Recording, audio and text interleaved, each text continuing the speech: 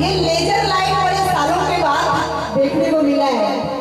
तो भैया इतने खुश हो रहे हैं, अच्छी बात है, बट ये लेजर लाइट अगर आंख पे पड़ गया तो क्या चाहेंगे कि इंदु सोनाली की आंखें खराब हो जाए?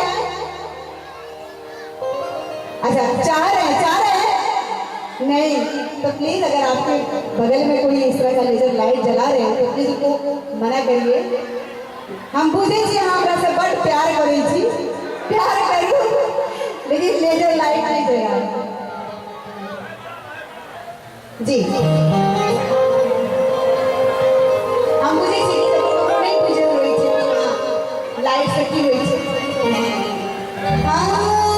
और जितने भी यहाँ बैठे हैं, महिलाएं माताएं बहनें बैठी हैं, हमारे यहाँ पे बड़े आदरणीय लोग बैठे हुए हैं, दादा चाचा, उन सभी को ध्यान में रखते हुए एक मैथिली सॉन्ग नचाई, उसके बाद तो गर्दा होने वाला है।